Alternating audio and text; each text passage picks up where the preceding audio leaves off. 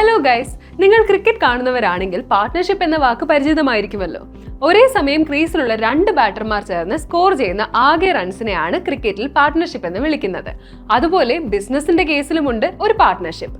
2 അതിലധികമോ ആൾക്കാർ ചേർന്ന് നടത്തുന്ന ബിസിനസ്സുകളെയാണ് പാർട്ട്ണർഷിപ്പ് ബിസിനസ് എന്ന് വിളിക്കുന്നത്. ഇവിടെ എല്ലാ അംഗങ്ങൾക്കും ഈക്വൽ റെസ്പോൺസിബിലിറ്റീസ് ആണ്. ലാഭവും നഷ്ടവും എല്ലാം അവർക്കിടയിൽ കൃത്യമായി ഷെയർ ചെയ്യപ്പെടും. 1932 ഇന്ത്യൻ പാർട്ട്ണർഷിപ്പ് ആക്ട് പ്രകാരമാണ് ഇത്തരം ബിസിനസ്സുകൾ പ്രവർത്തിക്കുന്നത്. പാർട്ട്ണർഷിപ്പ് ഡീഡ് എന്താണെന്ന് പഠിച്ചു തോർക്കുന്നുണ്ടോ? ഒരു പാർട്ട്ണർഷിപ്പ് ബിസിനസ് തുടങ്ങുമ്പോൾ ക്രിയേറ്റ് ചെയ്യുന്ന ഓറൽ ഓർ റിട്ടൺ അഗ്രിമെന്റ് ആണ് ഡീഡ്. ലാഭവും നഷ്ടവും ഡിവൈഡ് ചെയ്യുന്നത് ഈ ഡീഡിന്റെ അടിസ്ഥാനത്തിലായിരിക്കും.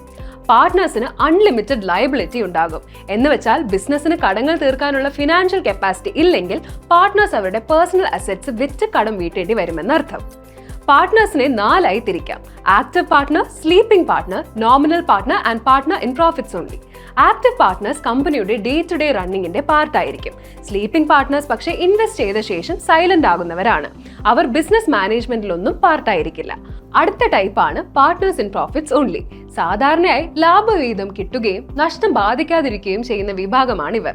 പക്ഷേ അഗ്രിമെന്റിലെ ടേംസ് അവ്യക്തമാണെങ്കിൽ മറ്റ് പാർട്ട്നേഴ്സിന് നഷ്ടത്തിന്റെ വിഹിതം ആവശ്യപ്പെടാനും പറ്റും. This is exactly why the wording in the agreement is so critical. Last കാറ്റഗറിയാണ് നോമിനൽ പാർട്ട്നേഴ്സ്. അവർ പൈസ ഇൻവെസ്റ്റ് ചെയ്യില്ല, ലാഭവും നഷ്ടവും അവരെ ഫിനാൻഷ്യലി ബാധിക്കില്ല. പക്ഷേ അവരുടെ പേര് ഫേമിന്റെ ആവശ്യങ്ങൾക്കായി ഉപയോഗിക്കാൻ പറ്റും. സംഗതി മനസ്സിലായില്ലേ? ഈ ഫേമസ് ആയ ആൾക്കാരുടെ പേര് തന്നെ ഒരു ബ്രാൻഡ് ആയിരിക്കുമല്ലോ. അങ്ങനെ ഒരു വ്യക്തിയെ പാർട്ട്ണർ ആക്കുമ്പോൾ സ്വാഭാവികമായും ബിസിനസ്സിന് കൂടുതൽ എക്സ്പോഷർ കിട്ടും. ആസിഫ് അലിയുടെ ലെവൽ ക്രോസ് എന്ന സിനിമ ഉദാഹരണത്തിനെടുക്കാം. രമേശ് പി പിള്ള എന്നൊരാളാണ് ആ സിനിമ നിർമ്മിച്ചത്. പക്ഷേ അദ്ദേഹത്തിന്റെ പേരുള്ളതിനേക്കാൾ വലിയ ഫോണ്ട് സൈസിൽ സിനിമയുടെ ടൈറ്റിലിന്റെ മുകളിലായി ജീത്തു ജോസഫ് പ്രസൻസ് എന്ന് കൊടുത്തിരിക്കുന്നത് കാണാം.